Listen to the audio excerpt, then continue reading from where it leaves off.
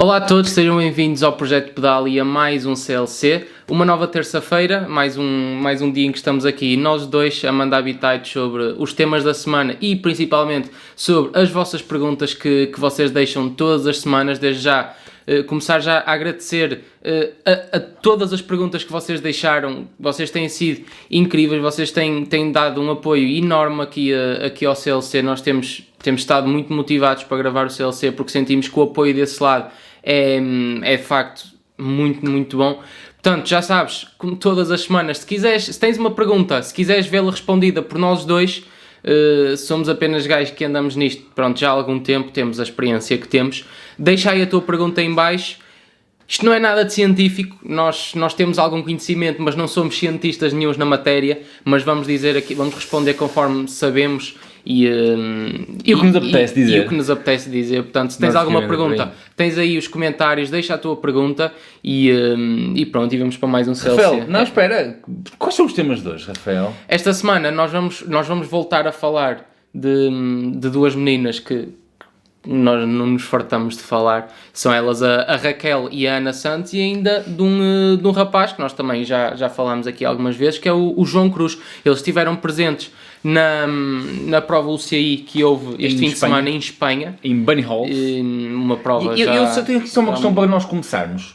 Quando eu penso em Bunny Halls, eu penso que tens que dizer baniolas. Pois, exatamente, baniolas, só que eu digo Bunny Halls. Então, Bunny Halls, não sei se vocês estão a chegar lá, é Bunny Holes. E eu aqui no Bunny Holes eu fico a pensar em duas coisas. É que isto dá para os buracos do coelho ou para tocas de coelho, digo eu. Eu tenho que mudar o sotaque para baniolas. Tens, por isso. Baniolas. Só que eu penso em Bunny Holes. É passar à frente. Mas sim, eles estiveram presentes na prova UCI que houve este fim de semana com grandes nomes, principalmente nos homens muitos grandes nomes, mas nas femininas contou com a presença da campeã do mundo, a Pauline, da Yolanda e ainda da vencedora que é a Evie Richards, que também da Trek, e contou com outros grandes nomes, mas esses acho que foi os que importaram mais. Não digas muito mais, senão vamos para o CLC.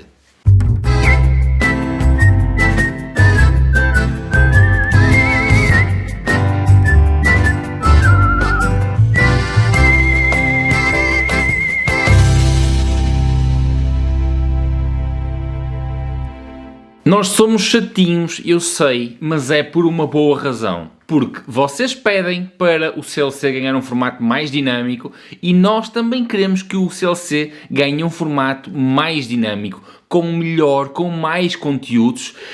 Mas para isso precisamos mesmo do vosso apoio. Nós estamos a tentar juntar uns trocos para adquirir um equipamento que vai permitir levar o CLC para uma versão 2.0 ou 3.0, alguns dentro desse género. Uma melhor versão. Com versões inclusive em direto e ao vivo.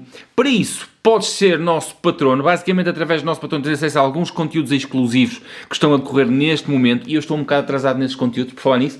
Mas, só para aqueles que são nossos patronos já, eu hoje cheguei à conclusão de 2 datas para 2 eventos num formato muito específico que vão acontecer este ano. Exatamente, eventos que vão acontecer este ano com custo zero. Esperarem para ver, estarem atentos ao Patreon. No próximo Patreon exclusivo eu vou divulgar as datas e mais ou menos os formatos, aquilo que o pessoal que anda por lá já se apercebeu dos formatos e vão-se aperceber do que é que vai acontecer mais ou menos. Eu vou revelar as datas e vocês vão perceber porque é que vai ser mesmo este ano, ao contrário daquilo que infelizmente tem acontecido com uma data de eventos que têm sido cancelados. Se tudo correr bem, vai ser possível. Aliás, estes vão ser possíveis acontecer este ano. E, portanto, é mais uma razão para tu seres nosso patrono, ajudar-nos a juntar uns trocos para comprarmos o equipamento e ainda teres acesso a conteúdos exclusivos e, se possível, aprenderes umas coisas para aqueles que querem aprender, obviamente. Exatamente. Ora bem, e passamos ao CLC. Peraí, diz-me outra vez. Baniolas? Exatamente. Baniolas. Como disse na introdução... Tivemos portugueses a correr em baniolas. 3 portugueses. Não, acho que foram 4. Efetivamente, o Rafael tem razão. Foram só 3. Foram só 3 atletas. Ana Santos com o dorsal 802, João Cruz com o dorsal 1249 e Raquel Queiroz com o dorsal 1440. É só giro de dizer, para vocês terem alguma informação sobre isto. Foram correr então a uma prova especial, que é especial espanhol, não é? Em Espanha estão a correr provas? Foi a Copa Catalã para os elites e sub-23, e para os júniores foi uma World Series, foi uma taça do mundo de júniores. Portanto, exatamente.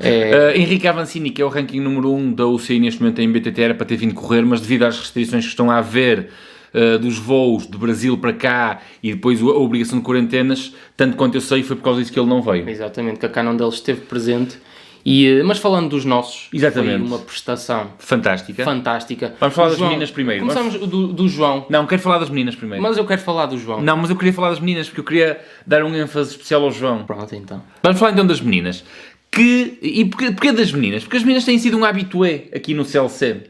Mas eu acho que é a primeira vez que elas estão assim no alto nível. Que vamos falar delas assim no mais alto nível. Eu falo sempre do mais alto nível nelas, porque mas elas são elas atletas. Nunca tiveram comparação como tiveram com esta corrida. Sim, agora que correm as duas em sub-23. Ok. Ana Santos, repara, 66% do pódio em sub-23 foi português. Nós tivemos Ana Santos a fazer um segundo lugar e tivemos a Raquel, também nossa Raquel Queiroz, a fazer um terceiro lugar. Foi um pódio literalmente tuga. Foi incrível. Mas o mais incrível disto tudo é que se nós formos a comparar o resultado destas duas meninas com a vencedora Evie Richards, que é da Elites. Da Elites, estamos a comparar atletas que estão no primeiro e no segundo ano de sub-23, compará-las com o mais alto nível mundial. Sim, a Ana ficou a 6 minutos e qualquer coisa da Evie, e vocês, pronto, aposto que já está aí alguns ressabiados desse lado. 6 minutos! Mas é gente que não percebe a ponta de um corno disto. Se vocês tivessem a noção do que é o andamento do top 10 feminino, vocês metiam-se numa reta com a Evie Richards, ela estava já a vir para trás, vocês ainda estavam a mudar pneu na partida. É caso para dizer que nos primeiros 100 metros levavam 1 km de avanço. É um andamento completamente, é desfasado completamente, e eu não vejo estes 6 minutos como algo mau, mas sim como algo muito motivador. Muito bom. Eu tenho aí a print, está aí a passar a print delas, e eu tive a preocupação de ir buscar a primeira atleta que aparece aí, toda a gente conhece o nome, é a Pauline. Que é a referência. A Pauline é campeã do mundo. Não é esse. Eu fui buscar a Pauline, que fez 7º, para vocês compararem esses tempos que aparecem aí, é o tempo total de corrida. A Pauline está com um tempo de 1:22:12, e se formos buscar a Ana, 1:26:06. Estamos a falar de 4 minutos para a campeã do mundo e campeã da Europa, que se apresentou numa forma incrível. Ela na corrida, em Baniolas, teve o tempo quase todo na frente, só na última volta é que quebrou um bocado e desceu para 7º lugar, mas é uma atleta que toda a gente sabe que é um ritmo fortíssimo, e eu acho que termos uma atleta, primeiro ano de sub-23, portuguesa como a Ana, ou mesmo a Raquel, que é segundo ano de sub-23, ou não, a Raquel é terceiro ano. Terceiro ano de sub-23, a ficarem apenas a 4 minutos da campeã do mundo.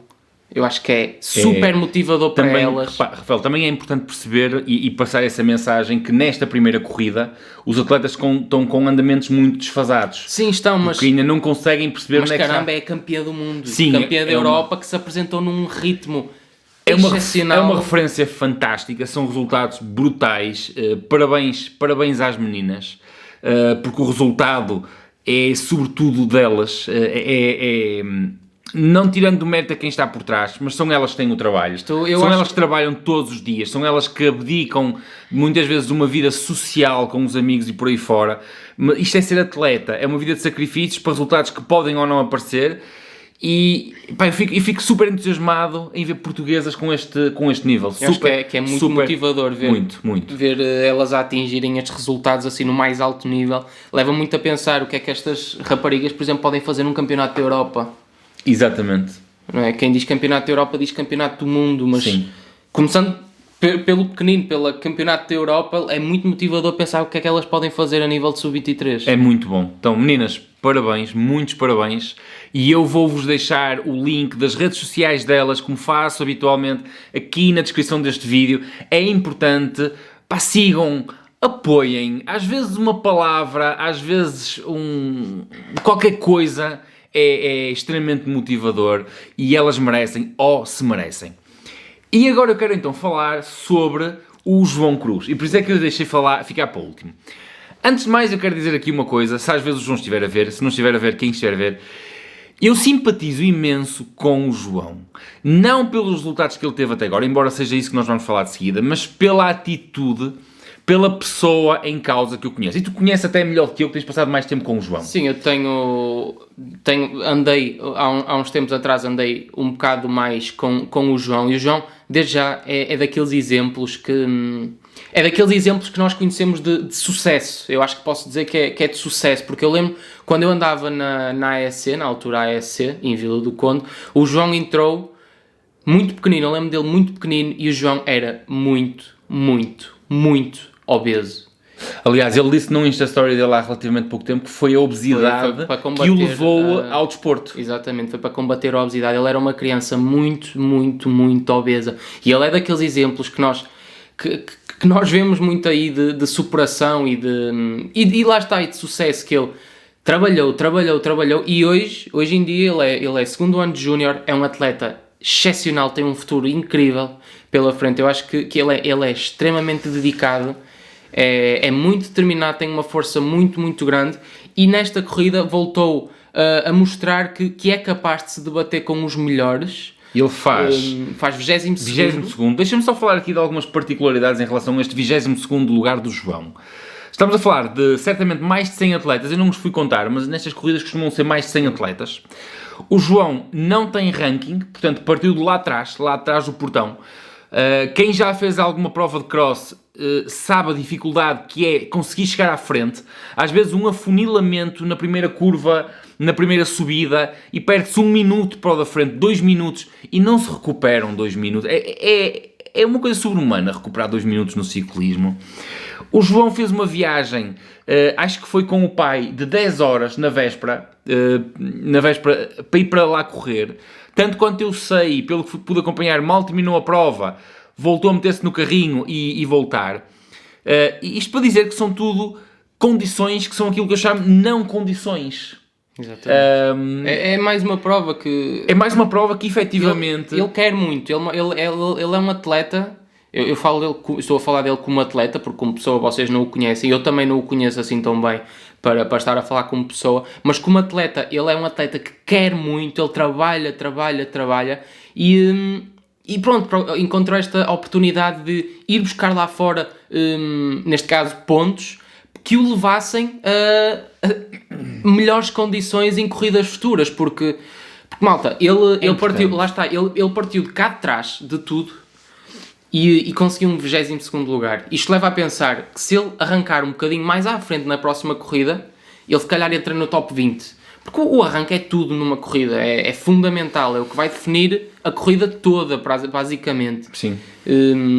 Portanto, mais uma vez o João mostrou que é o futuro. Eu acho que ele é um dos atletas que eu posso dizer que é o futuro do XCO em Portugal. Eu acho que eu recebi uns comentários sobre algumas Insta Stories que eu fui fazendo na minha própria conta, e eu recebi uns comentários que eu tenho efetivamente que concordar, e no fundo é aquilo para que eu luto. Nós precisamos urgentemente em Portugal de uma equipa que esteja no XCO à séria, para levar estes miúdos, eu gosto de dizer miúdos no bom sentido, para levar estes miúdos lá fora com condições de igualdade com os outros, em vez de nós continuarmos sistematicamente a ter equipas para brincar ao XCO, onde andam a pagar a Masters. Meus caros, sem ofensa nenhuma aos Masters, eu sou Master, e eu continuo sempre aqui a dizer, não é nos velhos como eu que se tem que investir, é nos miúdos. Foi por essa razão que eu criei o Projeto Pedal, a Academia Projeto Pedal, que o Rafael nós estamos a trabalhar, é para investir nestes miúdos que precisam de correr, que precisam de condições a sério, precisam de uma equipa a sério, para os levar lá fora em pé de igualdade. Miúdos que não tenham que viajar 10 horas de carro para ir correr. Miúdos que estejam lá com um paddock decente para fazer o aquecimento, com condições que fazem a diferença e que fazem depois eles chegarem-se à frente. Nós continuamos consecutivamente, ano após ano, a correr com condições de país de terceiro mundo. Exatamente, porque lá está, nós vivemos o ciclismo é um desporto muito pobre, E mesmo monetariamente, Sim, não é? é E, por exemplo, comparativamente o caso do João, ele teve que ir do bolso dele. Do Tanto bolso dele, quanto dos sabemos, pais, não é? não Porque não ele sei. fez a viagem, ou não, a não ser que a equipa lhe tenha pago. Mas mesmo assim, não há apoio nenhum. Não Estás a há. perceber? Sim, eu estou a perceber, eu sei o que queres dizer. Não queres há dizer apoio nenhum. O mesmo, E depois e lá está, eles chegam lá e não têm uma estrutura que os acompanhe. Eu vou dar por exemplo, nós falámos a semana passada na Exos, que é a equipa onde está a Ana Santos, e nós falámos, é uma equipa jovem, é só, eu vou usar um termo que a minha avó costuma usar muito, que é só canalha, é só miúdos, e é neste estilo de projetos que eu acredito. Sim. São projetos que são caros. Construir uma equipa é cara, ok? É cara para o panorama português. Mas é preferível estarmos a investir, efetivamente, nestes miúdos que correm, no fundo, acabam por correr pela oportunidade de estar lá com uma boa estrutura, não tanto pelo ordenado. Mas isto é muito importante, porque depois quando falamos de atletas com currículo, esses já querem um ordenado, além da estrutura, requerem um bom ordenado. Mas eu acredito que Portugal tem que começar por um projeto equivalente ao Exos, por exemplo. É aquilo que eu um dia gostava de arrancar. É aquilo que me vai a mim na ideia de um dia conseguirmos fazer isso. É uma equipa de miúdos, darmos a oportunidade deles correrem em pé de igualdade para depois, então, fazerem o currículo deles e saltarem para equipas que possam pagar bons ordenados. Em vez de, como já falámos anteriormente, de andarmos aqui com 30 anos às cabalitas da Federação. São maneiras de estar. Eu não acredito nessa maneira de estar. Eu acredito que um bom atleta consegue um lugar lá fora, assina um contrato, vai-se embora. E é por aí que nós temos que ir. E é nesse tipo de equipas que atletas como o João Cruz, por exemplo, devia estar. E eu falo o João Cruz porque é um miúdo em que eu acredito. Por tudo que o Rafael já falou, por tudo que eu falei, por tudo que devemos falar ainda do João, é um atleta que eu acredito. Eu conheço pouco o João como pessoa. Mas o pouco que eu conheço, eu gosto imenso. Eu gosto imenso da pessoa que eu conheço. E é só isso que eu tenho a dizer. Sim, é isso. Também não vou dizer nada mais, porque senão ele pensa, se vir isto, ele ainda pensa que eu quero alguma coisa com ele. João, se às vezes fiz isto, um grande abraço para ti. E vamos trazer aqui uma rubrica nova, a que vou chamar Insólitos da Internet. E já agora, fica por aí, se já estás por aí, se vires algo parecido àquilo que nós vamos mostrar, que se enquadre no Insólitos da Internet, faz-nos chegar durante a semana por e-mail, projetopedal@hotmail.com. Vou tentar pôr isto aqui como uma rubrica constante, porque há coisas na internet que valem a pena mostrar. E esta semana, o que é que eu encontrei? Eu encontrei alguém que quis comprar umas válvulas baratas e fez uma adaptação ao aro para encaixar estas válvulas, que é aquilo que nós estamos a ver neste preciso momento. E eu acho que isto é de gênio, Rafael. O que é que tu achas? Não sei, há pessoas para tudo. É daquelas coisas que... Eu não sei o que é que eu hei de dizer mais sobre isto. É fantástico. A genialidade de adaptar um aro para meter uma válvula destas é absolutamente fantástico. Muitos parabéns a quem fez isto. É genial. Mas isto não se fica por aqui. Porque tive um amigo meu também que me fez chegar uma imagem fantástica. É esta imagem, não é? Mas isso eu já vi pessoalmente mesmo. Isso eu já vi pessoalmente. Não é a primeira vez que eu efetivamente vejo isto. Mas, por exemplo, isto pode ser uma imitação de uma suspensão Manitou, que tem o arco para trás. Ou então as antigas Pace, que também tinham o arco em carbono para trás. E eu acho que isto aqui não é tanto desconhecimento, mas eu acho que eu vou mais à frente. Isto é a tentativa de alterar o ângulo da bicicleta, não sabemos porquê. Mas pronto, mas é a tentativa... É porque encaixa. Exatamente. É porque encaixa. Se encaixa, funciona. E portanto, meus caros, se souberes algum insólito da internet deste género, faz-nos chegar as imagens, projetopedal@hotmail.com, e nós vamos tentar discutir aqui e mostrar aqui essa imagem absolutamente fantástica. E agora, vamos passar à hora das perguntas, que é para isso que vocês estão aqui. A primeira pergunta do Sr. Bruno Santos. É tão bom ver essa do Balio a ficar mais bonito, é preciso ajuda a encontrar o tesouro. Grande abraço. Refere-se ao último vídeo que nós fizemos sobre a nossa pista. Pergunta CLC. Como vocês sabem, eu não sou ciclista e sim um mero atleta de outro desporto. A minha pergunta recai sobre o benefício do ciclismo em relação a outras modalidades no que toca à postura corporal. Até que ponto pode ou não o ciclismo ajudar na aquisição de uma boa postura corporal, uma vez que muitos desportos não olham para isto. Queres responder tu ou respondo eu, Rafael? Responde tu. Ok, ora bem, no que diz respeito à posição do ciclista sobre bicicleta, quando está bem posicionado, ele tem aquilo que antropologicamente se chama a curvatura primária, que é uma curvatura muito suave das costas, que descomprime, para todos os efeitos, todo o tipo de terminação nervosa que sai, neste caso, todos os nervos saem dos discos intervertebrais. O ciclismo pode gerar alguns desequilíbrios a nível postural de músculos, porque se o ciclista não trabalhar alguns grupos musculares fora da bicicleta, depois vai ter alguns problemas, efetivamente. Mas, no geral, tem uma boa posição, apesar da postura do ciclista na bicicleta não ser uma postura totalmente ergonómica, porque o corpo humano não foi feito para estar assente em 3 pontos de contacto, sendo pedal, selim e guiador. No entanto, comparativamente a outros desportos, por exemplo, o ciclismo é um excelente desporto cardiovascular, e não tem impacto nas articulações, que isso também é uma coisa absolutamente fantástica. Além de não ter impacto nas articulações, não promove aquele estilo de torções que há, por exemplo, torções de joelho, refiro-me ao joelho, porque há, por exemplo, no ténis, nos desportos de pavilhão, aqueles desportos onde há uma mudança de direção muito brusca, onde origina muitas vezes ruptura dos ligamentos cruzados nos joelhos, por exemplo, que é mesmo muito, muito comum. No ciclismo não há muito disso, portanto, obviamente que eu sou suspeito, mas o ciclismo é o melhor desporto do mundo.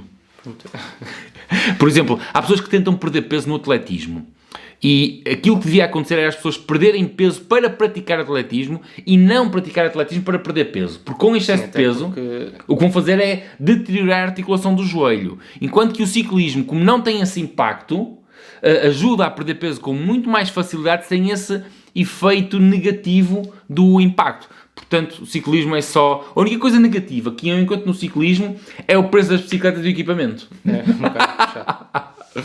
Segunda pergunta. Olá, Viva, Pedro e Rafael. Este é Viva a Porto, porque nós somos de onde? Do Porto. Do Porto. Pergunta para o CLC. Tenho um capacete que uso há mais de 4 anos e nunca tive um tombo no qual tivesse batido com ele no chão. Acham seguro continuar a usá-lo ou devo comprar um novo, visto que os capacetes têm validade? Obrigado e abraço. Ó Paulo, eu não uso um capacete mais do que 3 a 4 anos, porque efetivamente os capacetes têm validade, porque aquilo no fundo é esferovite, aquilo que nós chamamos esferovite, embora esferovite seja uma marca, aquilo é polipropileno expandido. É assim qualquer coisa. Agora, eu não sou o engenheiro de polímeros nem coisa que se pareça, mas no entanto as recomendações que eu tenho é que um capacete não deve ser utilizado mais do que 3 anos e tem sido essa a média com que eu troco o capacete, até porque eu estou neste momento já a procurar um capacete novo, até porque vem aí o dia do pai e eu se calhar já terei dado algumas dicas sobre o meu novo capacete, não sei, fica a dica. E portanto, eu recomendo efetivamente. Sim, mas eu também, o meu capacete tem mais de 4 anos. E o máximo que eu usei um capacete ainda tem. O meu tem para aí 5 anos. E o máximo que eu utilizei um capacete é um capacete da Uvex, que ainda hoje o tenho. E o capacete, eu olho para ele, estruturalmente está em perfeitas condições. E só deixei de utilizar o capacete porque não consegui continuar a usar as esponjinhas. E são esponjinhas mesmo muito, muito específicas da Uvex. O meu também tem para aí 5 anos. E continua bom. Agora, se eu gostava de o trocar, gostava, mas... Pois, é esse o problema. Clayton Domazak. Primeiro, parabéns pelo conteúdo do canal. Mesmo antes de viver em Portugal já acompanhava o canal. Eu sonhava com os trilhos do Norte.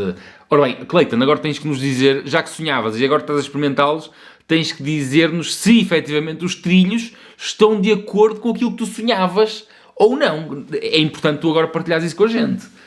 Pergunta para o CLC. Tenho experimentado vários modelos de calções, porém, após alguns minutos de pedal, a carneira baixa e os isquios perdem o apoio. Isto é normal ou talvez esteja a utilizar um tamanho maior, apesar de que parece bem ajustado ao corpo? Clayton, eu vou-te dizer uma coisa que eu já vi. Podes até estar a utilizar o tamanho certo, mas pode ser um defeito do calção. A carneira pode ter sido mal cozida, porque eu já vi disto, ok? Só tenho isto a dizer. Sim, mas também pode estar a usar um tamanho maior, porque o equipamento de ciclismo tem que ser algo que... Justinho. Muito, muito justinho. Tem que ser... Quando nós experimentamos um equipamento de ciclismo novo, ele custa a entrar. É verdade. E tem que custar, porque quando ele é novo, se entrar folgado... Porque ele depois adapta-se ao corpo e e alarga um bocadinho. Exatamente. João Pereira, para uma pessoa que sofre de ligeiras dores lombares, poderá ser melhor usar uma bicicleta de ciclocross que tenha uma geometria mais relaxada do que uma de estrada que obriga a uma posição mais race para fazer estrada? Obrigado pelos vídeos e uma boa continuação de trabalho. Ó João, de todo. Efetivamente as bicicletas de... Eu não quero dizer ciclocross, porque ciclocross é uma coisa diferente. Tu provavelmente estás-te a referir a gravel, como o Rafael acabou de dizer, e bem. Ciclocross é competição, gravel é outro estilo que nós estamos brevemente para criar um conteúdo que provavelmente vai dar mais que um vídeo só dedicado ao gravel. E os fãs do gravel ficam já aí a ideia. Errado porque depende da bicicleta que estás a usar. Há bicicletas, as aero, têm uma geometria muito mais agressiva, uma testa mais curta, para ter um stack muito mais baixo. No entanto, há bicicletas, até das mesmas marcas, que têm geometrias opostas, com geometrias mais relaxadas, uma testa mais alta, que permite uma posição muito mais eficiente. A questão das dores lombares, e eu profissionalmente posso dizer uma coisa, 90% das dores lombares têm origem no mau selim. Quando eu digo mau selim, refiro-me a um selim adequado a ti. Fica atento a esta questão. Shuriken C. Boa noite, Projeto Pedal. Eu acho que estou a dizer direito isto. Pergunta para CLC. Tenho um amigo que iniciou agora a prática do BTT e após descidas valentes fica com dores nas pernas adutores. De onde poderá ser a origem destas dores? Obrigado e continuem assim. Shuriken. Ora bem, os adutores são estes músculos que vocês estão a ver neste momento na imagem. E por aquilo que me é descrito, que se iniciou agora na prática do BTT, está com dores nestes músculos, eu digo que ele está a tentar prender o quadro com os joelhos, que é apertar a bicicleta com os joelhos, que é exatamente aquilo que não se faz. Ou seja, está tenso. Não é? Sabes quando as pessoas estão a descer e apertam assim muitas pernas? Portanto, é tensão. Nós temos esqueci-me agora o nome. Contração isométrica. Queres explicar o que é uma contração isométrica? Uma contração isométrica é, por exemplo, quando eu estou a fazer força, mas não estou a fazer este tipo de contração. Isto está em contração. Nós, quando descemos, muitas vezes, fazemos essa tensão com as pernas e estamos naquilo que chama, então, a contração isométrica. Isso também cria tensão e fadiga, ok? Por isso é que chama uma contração isométrica. E, portanto, ele podendo não estando a pedalar, está na mesma a desenvolver força com os músculos. Aquilo que me descreve, efetivamente, aquilo que me parece é... A pessoa não vai relaxada, vai com muito medo, vai com excesso de tensão, está a aprender a fazer o oposto daquilo que faz. Aprender a bicicleta com os joelhos, aí daí este problema. Galera Breda, bom trabalho, sim senhora, mas a minha questão metia mal. Vou reformular melhor. O meu interesse é mesmo não queimar nos rolos. Próximas questões. No meu caso, de 6 anos de planificação, estando parado 1 ano, os 6 anos de trabalho planificado foi completamente à vida. Completamente, ok? E não precisava de ser 1 ano. Bastavam ser, por exemplo, 3 meses. 3 meses parado, 6 anos de trabalho, chapéu, começa do zero. A vantagem que existe é que, por exemplo, pessoas treinadas conseguem readquirir uma condição física mais rapidamente do que pessoas não treinadas. Lembras-te disto nas aulas? Sim, e também eu próprio, que eu tive parado muito tempo e agora estou a tentar voltar a ter a condição física que tinha. Diz lá, tu durante uns tempos tentaste ter a mesma condição física que eu, que é a condição física de vaca. Não, mas acho que já está a vir. Aos poucos está a vir. Segunda questão. Quem tem bike fit na bike de BTT e estrada e faz uma montagem de uma bike para estar só no rolo, convém também fazer um bike fit à bike que está sempre no rolo ou copia-se a medida da bike de estrada ou copia-se para ficar parecida na de rolo. Ora bem, o ideal era fazer um bike fit também à bicicleta que vai ficar no rolo para ficar com a mesma geometria, chamamos assim, de movimento, ok? Mas se tens um bike fit feito noutra bicicleta, eu costumo dizer, é melhor aquilo do que nenhum. Portanto, é melhor as medidas que tens de outra bicicleta do que nenhum. Terceiro, acreditam na abertura de grandes fundos e provas nacionais ainda este ano? Nós já temos falado nisto, Rafael. Eu acredito, mais para o final do ano. Provas nacionais, sim, talvez no formato... Mas eu estou a começar por provas nacionais. Talvez ainda no formato que foi o ano passado, sim.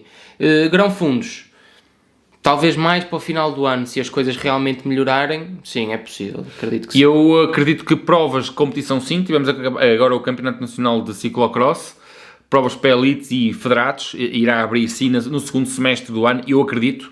piamente que sim. Granfundos, esqueçam, pensem em 2021. Eu não acredito. Infelizmente, porque há muita gente que depende disto, há empresas que dependem disto, há pessoas que vivem disto e é legítimo, é o trabalho deles, mas infelizmente eu não acredito em granfundos e provas similares este ano. 2021 acredito que possa vir a ser uma retoma e um ano...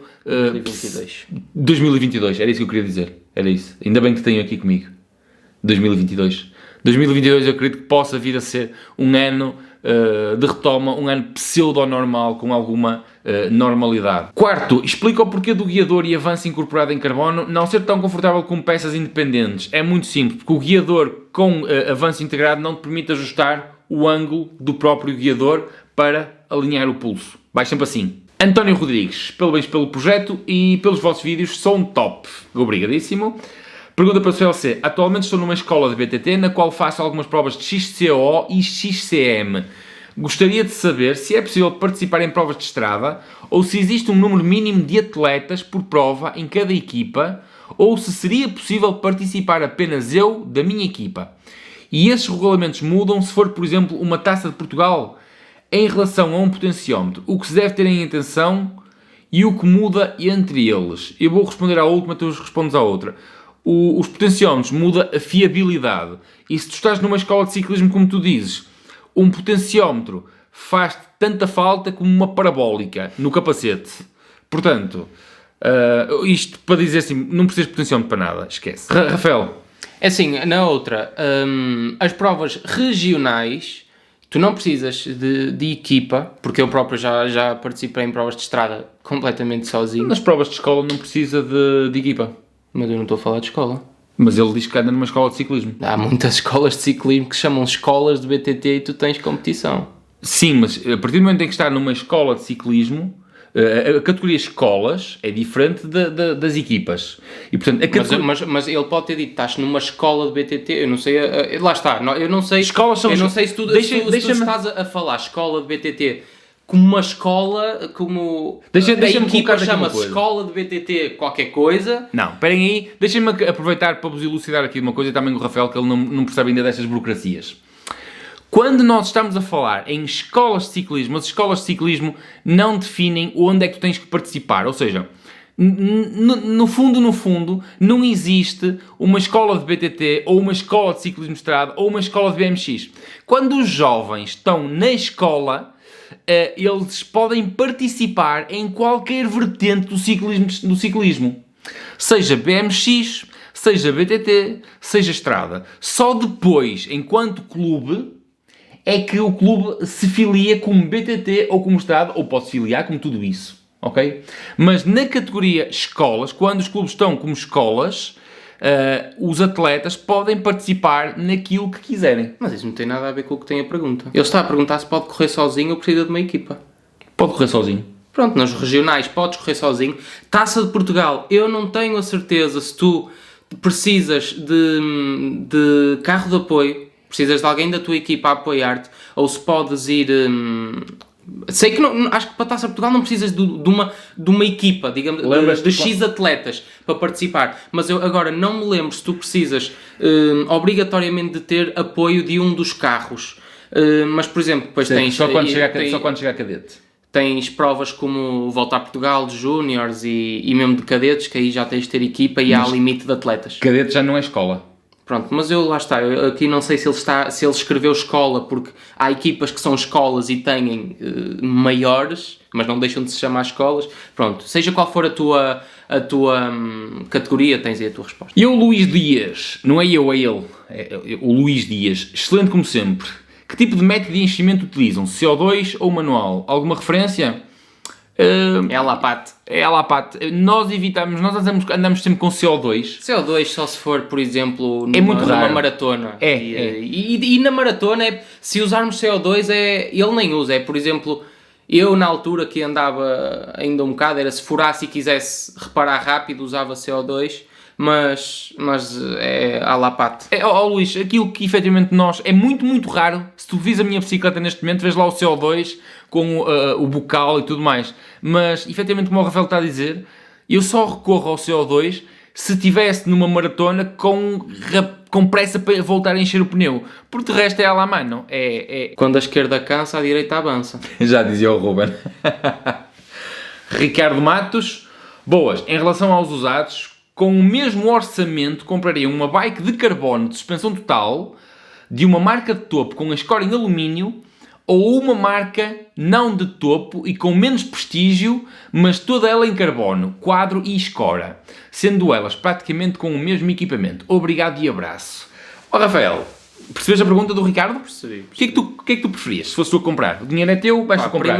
Primeiro eu quero já dizer que eu não me interessam marcas. Eu não sou daqueles coninhas que se vestem de S-Works da cabeça aos pés só para dizer que são vestidos com S-Works da cabeça aos pés. Pá, para mim essas... eu não vou dizer que essas pessoas... Mas, opá, gabarem-se por terem... Porque a bike diz S-Works ou porque diz Scott ou porque diz qualquer coisa...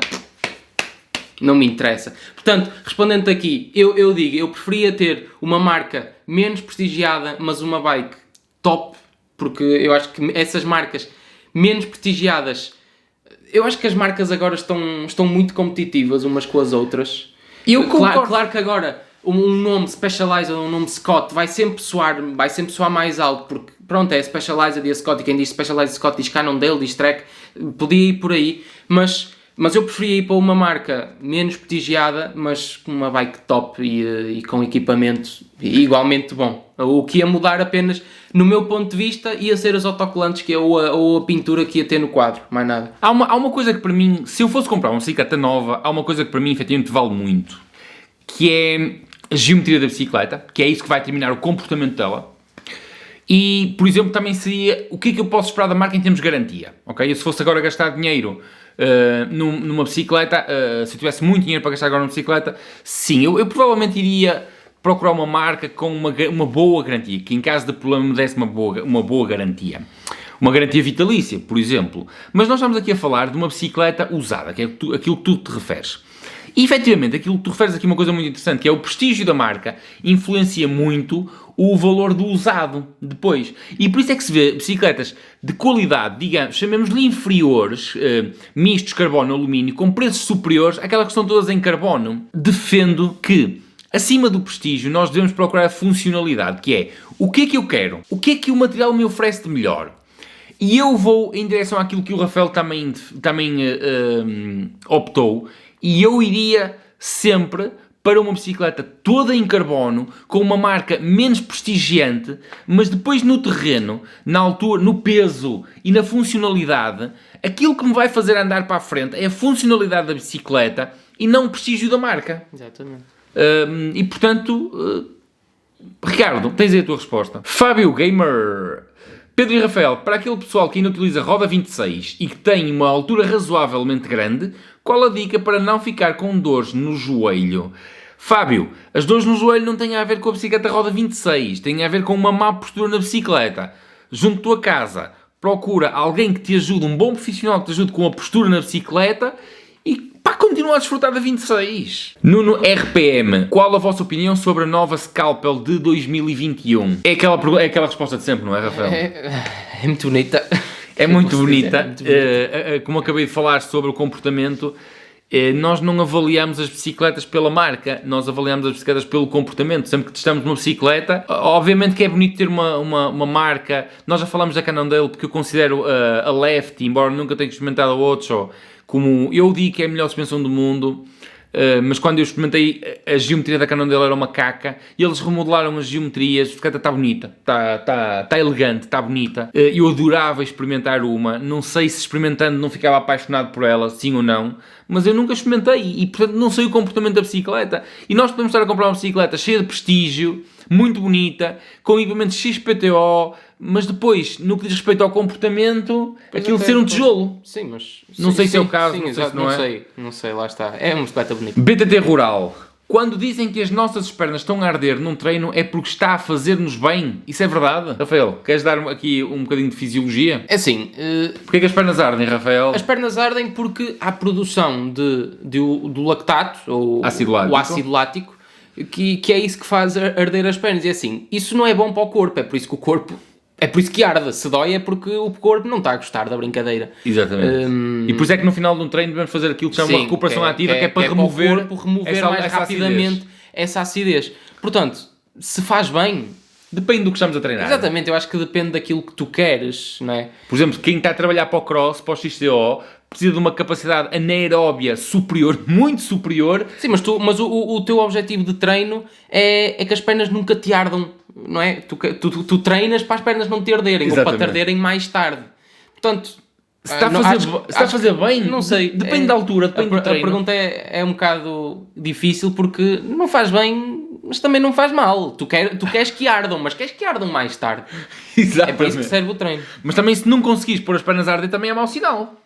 Pá, ou é sinal que andas muito. Exatamente, ou então é sinal que andas muito. Nem sei se é bom ou se é mau. Bem dizido. Gonçalo Souza. Boas, para o próximo CLC, dicas, conselhos para quem tem uma bike fraca. O que é uma bike fraca? Pá, não sei, eu acho que... Gonçalo. Depende como tu descreves uma bike fraca. Descreves uma bike fraca que é, comparando com o teu amigo que tem uma Scott Spark com AXS e toda a topo. Se eu for comparar assim com uma bicicleta, a minha bicicleta é fraca, não é? Depende, não... Eu posso contar aqui uma história rápida. Tu ainda eras muito pequenino e eu estava a fazer uma maratona em Valongo, onde nós subíamos lá em cima à igreja, não me recordo o nome daquilo. E eu estava com uma bicicleta XPTO, não é? E estou a ser ultrapassado por um rapaz com o capacete assim ao lado, com uma t-shirt, calção de praia, sapatilha e bicicleta do Porto Bike Tour, com a mochila assim de lado. E eu todo roto, completamente morto, e o rapaz a ultrapassar-me ali como se aquilo fosse um passeio de praia. Dá a impressão que ele estava a passear na Foz. Estávamos os dois na mesma maratona, porque ele também levava dorsal. E eu era um atleta XPTO da competição, não é? E ele levava o dorsal de domingueiro. E eu, ao ver aquilo, epá, eu garanto-vos, eu olhei para aquilo e pensei, não, Pedro. Se és ultrapassado por um plataformas, que é o nome que uma pessoa dava a um rapaz com pedais de plástico em plataforma, se és ultrapassado por um plataformas, não, tu não estás no teu dia. Sentei-me ao lado, deixei toda a gente passar, fiz inversão de marcha, fui-me embora e a maratona ficou para mim naquele dia. Portanto, não há bicicletas fracas, há atletas fracos. Exato, agora, se realmente tu achas que tens uma bicicleta fraca, pronto, junta um dinheirinho, lá está, como já falámos anteriormente, o mercado dos atos não é uma coisa assim muito impossível de encontrares um bom negócio. Portanto, juntas um dinheirito e compras uma bicicleta que tu achas que é uma boa bicicleta, ou informas-te e alguém te ajuda a procurares um bom negócio e uma boa bicicleta. Se bem que neste momento está difícil arranjar bons negócios nos usados. Sim, mas não vai durar para sempre. Vamos vender as nossas? Fica atento. David Bernardino, bicicleta de XC que consideram a melhor atualmente. Se pudessem escolher entre a Super Caliber e a Cannondale, escolheriam qual? Abraço. Voltamos ao mesmo. Eu escolheria a Super Caliber porque já testei e a Cannondale não. Exatamente. E tem um comportamento fantástico. Isso foi a minha surpresa. Mas eu adorava experimentar a Cannondale. Eu acho que se experimentasse talvez, eu iria... não sei, eu tenho aquele sentimento que eu ia adorar a Cannondale. E eu gostava de experimentar tantas... Eu gostava de passar o dia a experimentar bicicletas. Sim, isso era um emprego de sonho. Imaginem o Top Gear, não é? Imaginem o Top Gear, mas na versão ciclismo. A nossa vida é experimentar bicicletas e dar-vos esse feedback. Epá, é o meu sonho. Isto honestamente era o meu sonho. Então, Super Caliber, já testei. A Cannondale não. Adorava testar a Cannondale. Adorava. Mas é muito difícil. Ricardo Matos, lançamento da nova Trek Recaliber, que parece ser uma bike de outro mundo. Eu vi fotografias da bicicleta, eu vi. Eu tive muita dificuldade em perceber que era uma elétrica. Eu só vi porque eu li primeiro o cabeçalho e eu acho que é a Trek a tentar entrar no mundo das elétricas, mas a apostar muito para os atletas de cross. Porque é muito... A bicicleta continua a ter as mesmas linhas da bicicleta tradicional. O motor está mesmo muito... muito dissimulado. Aquilo é para eles mandarem atletas para os campeonatos do mundo de e-bike para sacarem lá umas medalhas. Eu acho que sim. A bicicleta está muito bonita, porque... Porquê que a bicicleta está muito bonita? Porque não parece uma e-bike. Não, as bicicletas estão a ficar cada vez mais bonitas, as elétricas, mais leves, com um motor mais pequenino, mais escondido. Está a ficar muito interessante o mercado de elétricas. E temos a Ângela Correia, eu acho que ganhamos aqui uma fã. Obrigado, Ângela, por estares por aí. As mulheres fazem muita falta em tudo. Aliás, as mulheres são as donas do mundo. Queres perguntar à tua mãe? Que ela tira-te as dúvidas? Isto de CLC está a ficar bastante interessante. Nós também achamos. Obrigadíssimo por estares por aí mesmo. Mais uma pergunta. Para um atleta que está a pensar trocar de bicicleta, compensa ir fazer um bike fit com a bicicleta antiga para tirar as medidas corretas para comprar o tamanho e o estilo de bicicleta ideal? Ora bem, nós passamos aqui por um problema que para mim é um problema sistemático. Ponto número 1. Não precisas vir fazer um bike fit. Isso ia custar duas vezes. Ias ter que fazer um bike fit com a velha e ias ter que um bike fit com a nova. Porque depois transpor as medidas da velha para a nova é muito difícil. E eu, por causa disso, tenho um trabalho que já fiz há muitos anos atrás, onde de forma simples e gratuita para vocês, eu consigo indicar-vos qual é o quadro de BTT ou de estrada, neste caso, ideal para vocês. Está no blog, como encontrar o quadro de estrada, fácil. Para quem tem dúvidas em relação a isto, pode ainda contactar-me e eu ajudo gratuitamente, Ângela. Em relação ao estilo de bicicleta ideal, tem aqui outra coisa que eu tenho debruçado há algum tempo, tenho ajudado imensos praticantes, que é, há muita gente que me coloca a questão do vou trocar de bicicleta, devo trocar por esta com o equipamento A ou esta por o equipamento B. E como eu tenho sempre dito, não pensem no equipamento, pensem no que é que vocês fazem. Qual é o estilo de bicicleta adequado a vocês? E para perceber isto, é preciso que a pessoa já tenha alguma experiência no mundo do ciclismo, saiba exatamente o que é que faz, o que é que quer fazer. E isto vai ajudar a definir o estilo de bicicleta. Coisa que nem sempre as lojas sabem fazer ou são as melhores amigas neste sentido. Se fosses comprar agora uma bicicleta, como é que tu escolhias a bicicleta?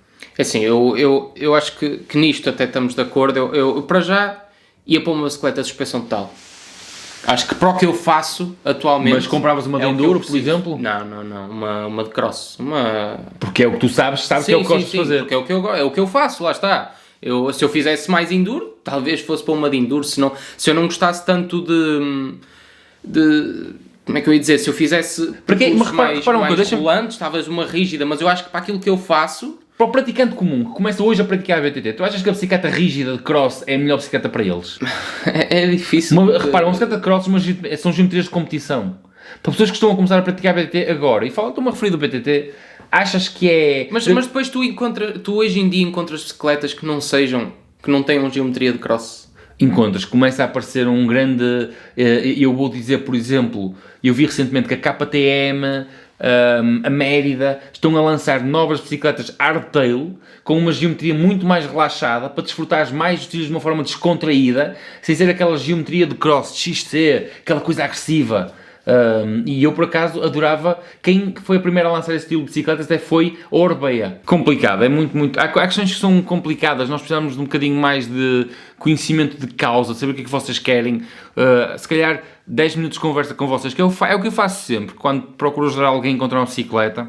São 10 minutos de conversa com a pessoa, com algumas perguntas, muita resposta do vosso lado, para vos conseguir ajudar a indicar naquilo que é a bicicleta mais indicada. Para mim é relativamente simples, é relativamente fácil ajudar-vos com isso, mas é preciso mesmo de uma conversa.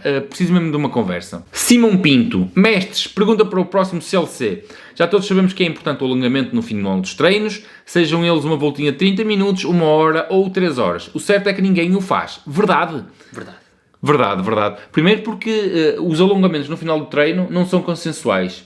Porque confunde-se alongamento para levar o músculo à posição de repouso, aquela que estava inicialmente, e confunde-se alongamento com o aumento de amplitudes, que é aquilo que não se deve fazer. Correto? Exatamente. Meus caros. Mas sim, é verdade, ninguém faz. É verdade. Não há pachorra para depois da volta, tu isto todo empanado, ainda estás ali 5, 10 minutos a fazer alongamentos. Com alguns prejuízos para quem não faz. Encurtamentos musculares, perdas de potência, mas efetivamente ninguém faz. Ou a percentagem de quem faz é muito, muito reduzida. Pedro Carrilho pergunta para o próximo CLC. Uma pergunta ou ideia, não sei se seria viável, mas aqui no Alentejo, no Alto Alentejo, não tenho conhecimento de onde se faça bike fits. Colocavam um material na carrinha, mais as bicicletas, um protocolo com uma loja da zona para fornecer espaço, uma lista de pessoas que queiram fazer para não virem por 1 ou 2 gatos pingados. Penso que alguns seriam para fazer logo em 2 bicicletas. Está da BTT, davam umas voltas aqui pela zona. Sim, aqui no Alentejo não faltam tascos e minis. Continuem com um excelente trabalho e esta parte das perguntas é muito porreira. Pedro, Eu há uns anos atrás, e posso dizer já há uns anos atrás, fiz isto. Eu viajei pelo país todo a fazer bike fits. E durante uns tempos estacionei ali em Elvas. Eu sei que não é Alto Alentejo, sou péssima de geografia, mas acho que não é Alto Alentejo. E deixei lá, e ainda lá tenho. E eu acredito que bons amigos, se não são bons amigos, são bons conhecidos. Cheguei a levar a bicicleta, a andar em Elvas, e digo-vos uma coisa. As planícies alentejanas sobem para caraças. Já andei. Aquilo deve ser muito calor para mim. Mas têm bons tascos. É uma coisa muito fixe. É uma coisa que eu adorava pegar em ti. Aquilo que nós falamos de conhecer o país. Era uma coisa que eu adorava pegar em ti e fazermos isso. Isso que ele diz aí não é impossível. Não é impossível. Se as condições estiverem reunidas. Lá está, tem que haver um protocolo muito, muito bem feito, porque nós transportarmos o equipamento o equipamento é muito, muito caro e transportá-lo pode trazer muitos riscos para o equipamento. Portanto, tinham que ser umas condições muito específicas. É possível. Mas não é impossível. Até porque eu gosto da ideia de irmos, levarmos as bicicletas e passar lá 1 ou 2 dias só a pedalar. Adorava fazer isso. Não é impossível de todo. Eu em tempo já convidei grupos a organizarem-se a fazer isto. Neste momento, com a questão da pandemia, eu era para ter ido para Lisboa, para a loja do Pedro, esqueci o nome dele. É Pedro, é bom rapaz. Era para ter ido para a oficina de mecânica, ou para a Cabra Montes, como vocês queiram chamar, em Sintra. Não fui por causa da pandemia, mas sim, era possível. Tiago Caria, próximo CLC, o que acham da vergonha que é para as telecomunicações portuguesas não falarem dos resultados de João Almeida durante o AOE? É mais do mesmo, mas eu também... É franco arroz. É franco arroz, mas eu acho que sinceramente não têm. Eu já cheguei à conclusão que não têm que falar, porque também se eles falarem, tiram-nos espaço a nós, tiram... a direção da comunicação está a passar muito pelo YouTube, que é tu procurares o conteúdo que tu queres ver, porque as televisões generalistas portuguesas e os noticiários estão podres. Tu ligas atualmente, vamos falar de hoje em dia, tu ligas a um noticiário e é Covid do princípio ao fim. Sim, eles só mostram desgraças. Exato, portanto... Mas isto é arroz com feijão. É arroz. Não interessa, já... Mal, nós tivemos Rui Costa, campeão do mundo. Mais atualmente tivemos a Daniela Campos, campeã da Europa de pista. Os Gêmeos Oliveira, campeões do mundo de pista. E passaram o quê? Notícias de rodapé. O João Almeida fez o que fez no giro. E eles basicamente viram-se obrigados a falar dele e a levá-lo a meia dúzia de programas, levá-lo ao goxa e isso tudo. Porque já era ridículo se não o fizessem, não é? Mas não é de estranhar que nem no rodapé passe, porque... Pronto, é mais do mesmo, é só futebol para esta cabeça. É só discutir se foi penalti ou não, ou se...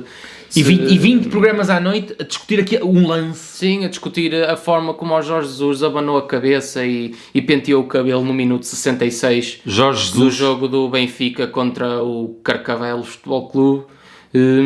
Rafael, take it easy. Rafael, take it easy. Take it easy. Mas pronto, não é de admirar. Macaco ciclista, chegaram a um ponto em que fico à espera que seja terça-feira. Normalmente só desejo que seja sábado, por ser o dia do CLC. Opa, obrigadíssimo. Hoje as minhas perguntas são mais 2 em 1. Recentemente vi um vídeo de um pai em plena prova de escolas de BTT a correr ao longo do percurso para filmar e gritar com o filho do género como se a vida do miúdo dependesse da corrida em questão. Uns dias antes, soube de uma pessoa, docente de programação informática, que já quer que os filhos saibam programação quando ainda não têm 10 anos sequer, e sei de cenários semelhantes no ciclismo. Pais que querem impor a sua atividade profissional, no caso do ciclismo, atividade de lazer nos filhos, como se fosse uma passagem de testemunho. O que pergunto, conjugando estes 2 cenários, acham que, para além da formação dos treinadores, não era também importante começar a formar pais de praticantes atletas? A meu ver, é uma forma de conseguir matar o gosto pela bicicleta e não de cativar o gosto pela mesma. Qual é a vossa visão? E depois tem aqui uma outra questão que eu vou deixar para depois. Ora bem, esta é uma questão que quando há cursos de treinadores de ciclismo se discute muito. Discute-se mesmo muito o papel dos pais na formação. E o papel dos pais é importantíssimo. O papel dos pais na formação dos jovens é importante, é mesmo muito importante. E a formação dos pais, a maneira como os pais estão depois no desporto, também passa por uma importância dos próprios treinadores. Ou seja, compete aos treinadores saberem compete aos treinadores a obrigação de formarem os pais, por muito difícil que seja, e por muito que um treinador não queira passar por este papel, porque é mesmo muito difícil, acreditem que passa também essa importância os treinadores têm que saber formar os pais. Concordas? Tu que és verdinho nisto? Sem dúvida nenhuma. Não. Eu já vi coisas ridículas que dá vontade de pegar naquele pai, mandar-lhe assim uma lambada, assim de uma esquerda para a direita, que ele até vira a cara, porque... Opa, e é muito importante nós treinadores dizermos aos pais com frontalidade e às vezes com alguma frieza que o papel deles é, do lado de fora das fitas, a baterem palmas ao miúdo. Só. E a baterem palmas e a dizer força e só.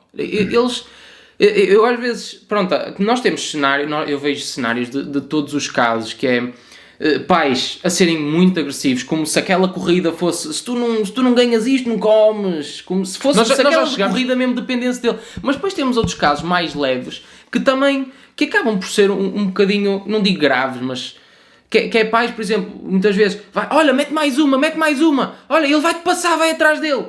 Malta, se ele tivesse força para meter mais uma ou para ir atrás dele, o miúdo ia, não era preciso que estivesse lá. E depois há uma questão que eu defendo, é quando um pai ou um treinador tem que ir dar instruções para a pista, é porque não fez o trabalho de casa. Sim, malta, o atleta quando está na pista, ele não tem que ouvir mais nada, o atleta quando está na pista vai fazer aquilo que aprendeu nos treinos, ponto.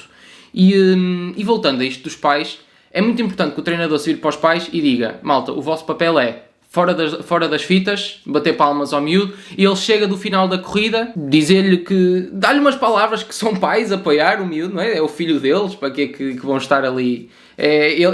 Os miúdos, quando são miúdos assim pequeninos, eles nem sabem o que é que querem ser, possivelmente não vão querer ser ciclistas, não é? Ou se querem, é aquela ideia que os miúdos têm, vou querer ser ciclista, não é? Porque não fazem ideia do que se quer é ser ciclista, mas... sei lá, é um refúgio para eles isto do ciclismo. Eles não têm que estar com mais preocupações com os pais, eles se calhar depois até perdem a vontade porque sabem que vão levar na cabeça do pai ou da mãe, porque... Quando o desporto passa a ser um castigo. Exatamente. E não um prazer, seja ciclismo, seja futebol, seja basquete, seja handball, seja basquete, e atenção que isto dos pais usarem o desporto como castigo não é só do ciclismo, isto é transversal. Isto são pais frustrados que não são nada, não foram nada, não vão ser nada e projetam essa frustração nos filhos. Ponto. Sim, o ciclismo é um menino no que toca a isso. O ciclismo não é nada. Ou seja, eu andei no futebol imenso tempo e o futebol é o desporto mais tóxico que há. Eu nunca vi algo onde as pessoas fossem tão más umas para as outras. Exatamente. E são os próprios filhos que estão a jogar e eles são... É muito tóxico o futebol e o ciclismo.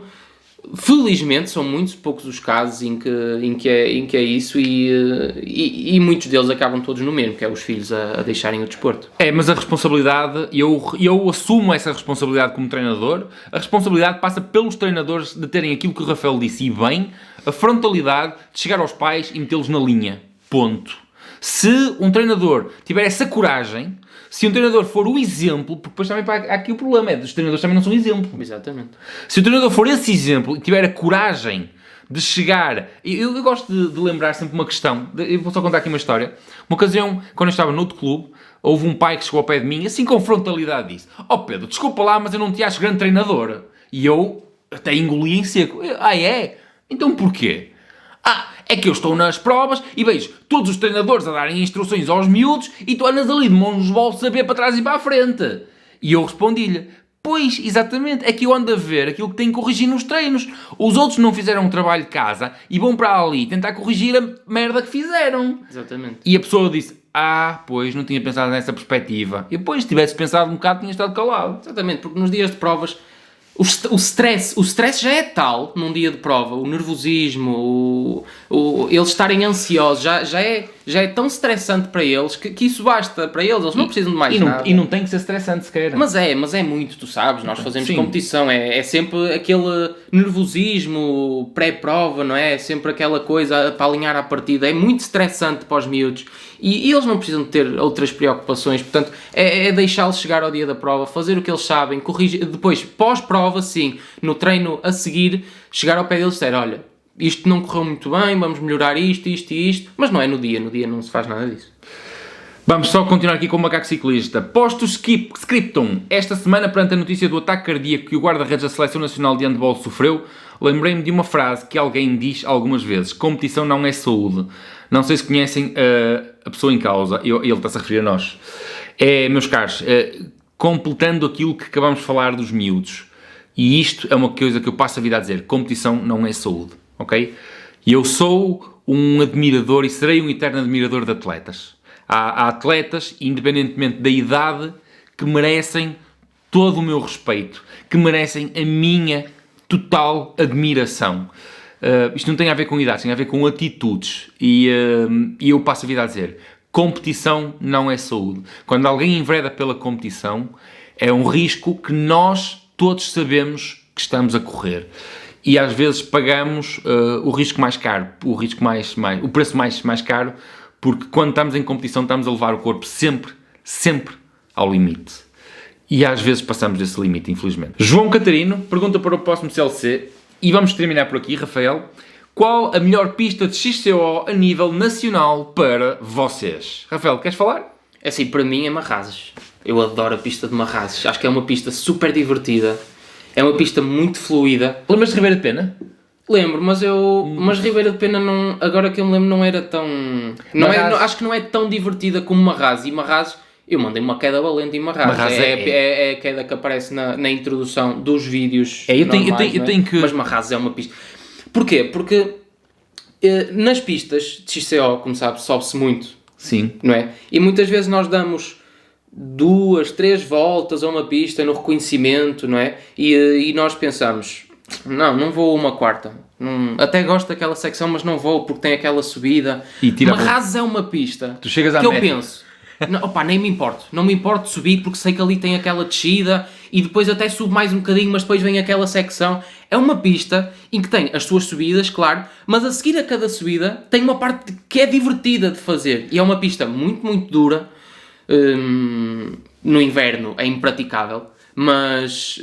É isso, Marrazes no inverno é completamente... É impraticável. Odeio a pista de Marrazes, fiquei em Leiria, Mata de Marrazes, e eu odeio a pista no inverno. Aquilo é barro, não é? Sim, é barro. Porque aquela pista foi construída toda de raiz, sim, não é? Sim. E o pavimento que puseram lá sei lá o que aquilo é. Aquilo é uma areia branca, é uma terra branca, só que aquilo quando chove, aquilo empapa muito, faz lama, só que é uma papa... Que se mete na bicicleta, estraga a transmissão toda e... Mas quando está seca... Sim, quando está seca é uma pista muito, muito fluida, é super divertida, é bastante técnica, porque tem lá descidas... Tem lá descidas... Tem valentes. A intro dos vídeos normais, a queda que vem o Rafael às cambalhotas, é na varanda... É o poço. É o poço. Em Marrazes.